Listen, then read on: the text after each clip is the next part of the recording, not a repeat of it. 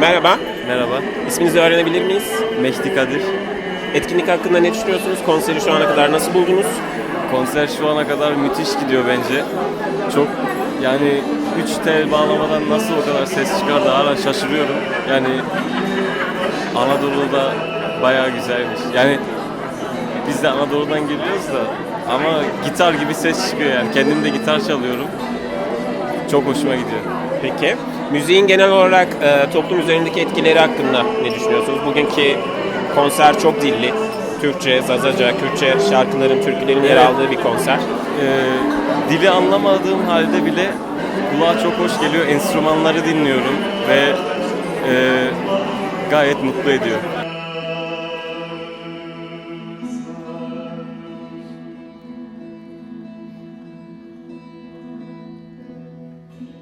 Merhaba, Merhaba, isminizi alabilir miyiz? Müslüm Kadir. Etkinlikle, konserle ilgili ne düşünüyorsunuz? Şu ana kadar yaşadığınız duygular neler? Valla Türk halk müziğine doydum diyebilirim. Çok lezzetli, çok hoş. Sanki Anadolu'da gezinir gibi oldum. Peki çok dilli bir konser dinliyoruz. İçerisinde Türkçe var, Kürtçe var, Zazaca var. Bunun toplumsal barış üzerine etkileri nelerdir? Müzik genel anlamda etkilidir toplum üzerinde. Buna katkısı ne olabilir sizce? Ben müziği bir mıknatıs olarak görüyorum. Bütün kültürleri, bütün insanları çeken, birleştiren bir mıknatıs olarak görüyorum. Burada da o mıknatıs çok güçlü bir şekilde çekiyor. Şahsen ben Zazaca ve Kürtçe olduğunu tahmin ettim ama Zazaca veya başka bir dilde olduğunu fark etmedim. İşin aslı umurumda da değil. O kadar güzel, o kadar lezzetli. Hangi dilde olduğu beni ilgilendirmiyor. Bana verdiği duygu önemli. Onu da doya doya alıyorum.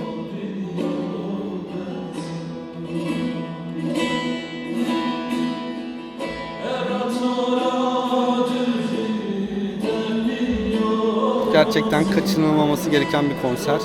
Uzun yıllardır severek dinlediğim sanatçıları bir arada görmek benim için çok iyi oldu. Birçok dile hitap etmesi, Türkçe, Kürtçe, Zazaca eserlerinin seslendirilmesi gerçekten çok güzel. Kaçınılmaması gereken bir konser olarak düşünüyorum.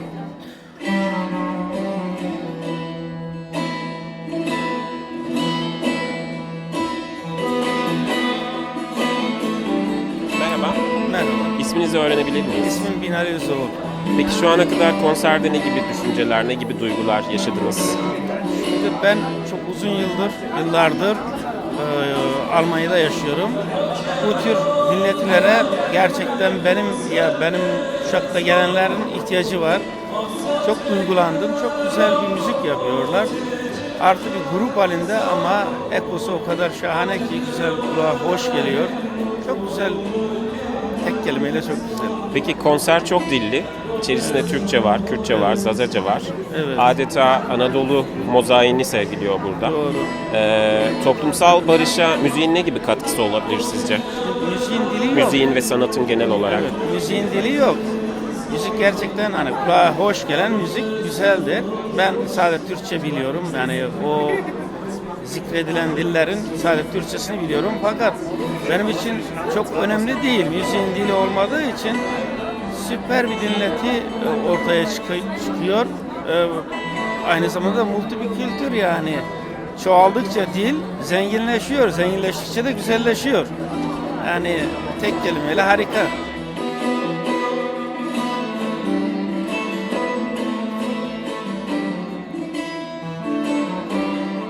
Merhaba, Merhaba. isminizi alabilir miyiz? Murat Erdoğan. Peki. Siz aynı zamanda konseri düzenleyen birkaç Lerin kişiden içindeyim. birisiniz. Evet. Konser hakkında şu ana kadar ne düşünüyorsunuz? Seyircilerde neler gözlemlediniz? Ne gibi bir duygu var burada Şu an şu anda? kendim hem ses tesisatıyla ilgileniyorum, ses düzeniyle. Tüylerim kalkıp iniyor. Kalkıp iniyor. Yani motora bağladı. Umarım seyircilerde de öyledir. Ve destek olan bütün arkadaşlara, herkese teşekkür ediyorum. Peki, konserde birkaç dil var. Evet. Anadolu'da konuşulan dillerden birkaçı burada sahneleniyor. Türkçe var, Kürtçe var, Zazaca var. Toplumsal barışa dilin, müziğin, sanatın ne gibi bir katkısı olabilir? Çok dilliliğin ne gibi bir katkısı olabilir? Şimdi zaten buraya gelenler hiçbir şeyi ayırt etmeden gelmiş. Bu kitle daha da büyürse hep beraber bir çatı altında buluşabiliriz. Her konuda. Bu onun en büyük göstergesidir bence.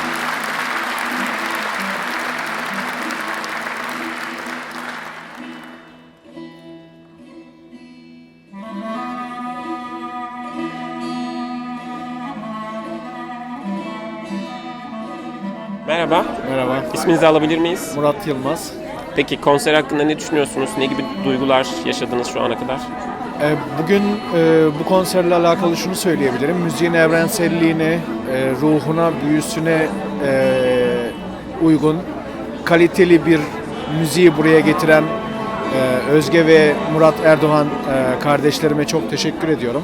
Stuttgart'ta bu tür kaliteli müzik dinleme fırsatlarını bizlere verdikleri için ayrıca mutluyum.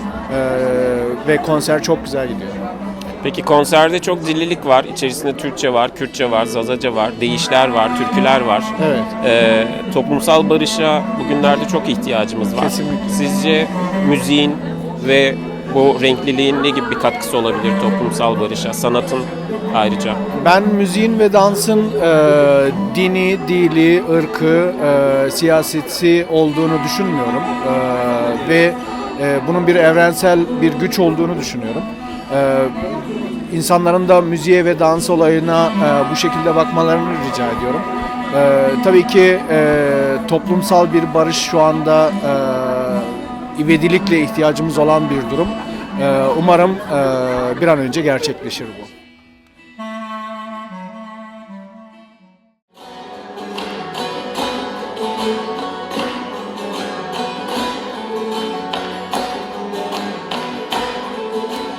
Konserle ilgili şu ana kadar ne gibi duygular yaşadınız, ne düşünüyorsunuz?